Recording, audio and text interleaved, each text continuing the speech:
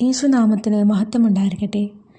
യേശുവിൽ ഏറ്റവും പ്രിയമുള്ള സഹോദരങ്ങളെ, കരുണയുടെ അവസാന മണിക്കൂർ എന്ന ഈ പുസ്തകത്തിലെ അടുത്ത ഭാഗം നമുക്ക് വായിച്ചാലോ? നമുക്ക് ഒരുമിച്ച് വായിക്കാം. ഇതിലെ ഓരോ അർത്ഥവും നമുക്ക് മനസ്സിലാക്കാൻ ദൈവം നമ്മെ സഹായിക്കട്ടെ.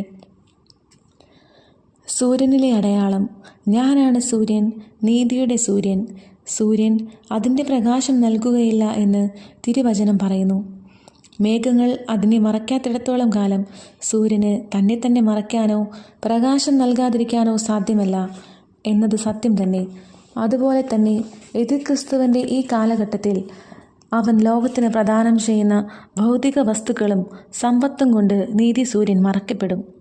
കാരണം ആ നാളുകളിൽ മനുഷ്യർക്ക് എന്നിലുള്ള വിശ്വാസത്തിൻ്റെ വെളിച്ചവും നല്ല ജീവിതത്തിൻ്റെ തിളക്കവും ക്രിസ്ത്യാനികളിലോ എൻ്റെ ജനത്തിൻ്റെ ഇടയിലോ പ്രകാശിക്കുകയില്ല.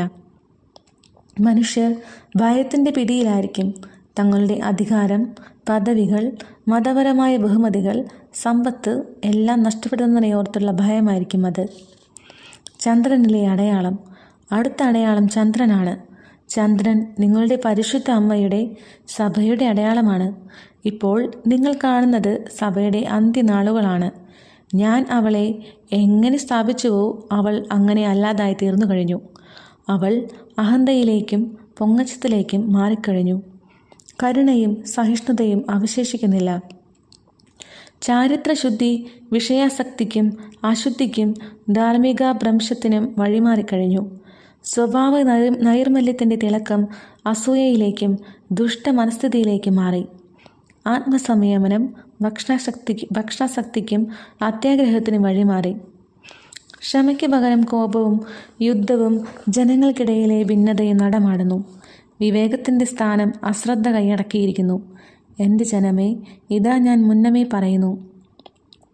എതിർ ക്രിസ്തു ആദ്യം വരും, അതിനുശേഷം വ്യാജ പ്രവാചകന്മാരും.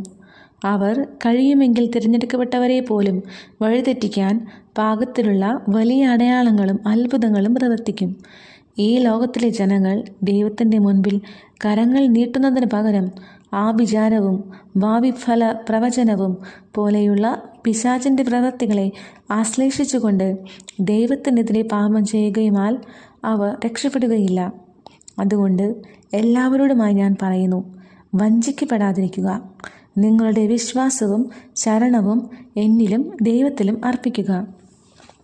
എൻ്റെ നാമത്തിലല്ലാതെ സംഭവിക്കുന്ന എല്ലാ അത്ഭുതങ്ങളെയും നിരസിക്കുക. അപ്രകാരം നിങ്ങൾ വഞ്ചനയ്ക്കെതിരെ ശക്തരായിത്തീരും. എൻ്റെ ഭവനം ഹോട്ടലും ഭക്ഷണശാലയും വ്യഭിചാര കേന്ദ്രവും ആയി മാറിയിരിക്കുന്നു. അവർക്ക് എൻ്റെ വിശുദ്ധ സ്ഥലത്തെയോ വിശുദ്ധ വസ്തുക്കളെയോ യാതൊരു ബഹുമാനവുമില്ല. അവർക്ക് എന്നെ വഞ്ചിക്കാനും എന്നെ വിൽക്കാനും ഒരു മടിയുമുണ്ടാകില്ല. അവരുടെ ജീവിതം പിശാചിനാൽ അന്ധകാരമയമാക്കപ്പെട്ടതിനാൽ അവർ അനുതപിക്കാൻ വിസമ്മതിക്കുന്നു. പുറമേ നിന്ന് എന്നെ പീഡിപ്പിച്ചതിന് ശേഷം അവർ സഭയുടെ ഉള്ളിൽ നിന്ന് എന്നെ പീഡിപ്പിക്കാൻ തുടങ്ങും. ഞാൻ സ്ഥാപിച്ച ഈ സഭ പതുക്കെ പതുക്കെ ഇല്ലാതാവുന്നു. എന്നാൽ ഞാൻ സ്നേഹിക്കുന്ന ചിലർ അപ്പോഴും അവശേഷിക്കുന്നുണ്ട്. അവർ രാപ്പകൽ പരിത്യാഗം ചെയ്യുകയും തങ്ങൾക്ക് ആവുന്ന വിധത്തിലൊക്കെ എന്നെ സ്നേഹിച്ചുകൊണ്ടേയിരിക്കുകയും ചെയ്യുന്നു. അതുകൊണ്ട് എൻ്റെ സഭ ഒരിക്കലും തളർന്നു പോകില്ല. പീഡനം വർദ്ധിക്കുന്നതനുസരിച്ച് എൻ്റെ സഭ ആന്തരികമായി അനുദിനം കൂടുതൽ വളരും. തങ്ങൾക്ക് സാധ്യമായ എല്ലാ മാർഗങ്ങളെയും സഭയുടെ ശത്രുക്കൾ ഉപയോഗിക്കുമെങ്കിലും ആർക്കും എൻ്റെ സഭയെ തകർക്കാൻ ആകില്ല. അവർ അക്കാര്യത്തിൽ വിജയിക്കില്ല. നീതി സൂര്യൻ്റെ പ്രകാശത്തെ പ്രതിഫലിപ്പിക്കുന്ന ചന്ദ്രനാകുന്ന സഭ കഷ്ടപ്പാടുകളിലൂടെ കടന്നു പോകുമ്പോൾ കുറച്ചു കാലത്തേക്ക് ചന്ദ്രൻ രക്തമയമായതിനായി നിങ്ങൾ കാണും. കുറച്ചുനാൾ അത് ലോകത്തിന് വെളിച്ചം നൽകാതെയും ഇരിക്കും. ആയതിനാൽ ഈ കാലത്ത് അനേകം തെറ്റിദ്ധാരണകളും സംഘട്ടനങ്ങളും ഉണ്ടാകും. കാരണം അവർ ആരെയും അംഗീകരിക്കാൻ തയ്യാറായിരിക്കില്ല.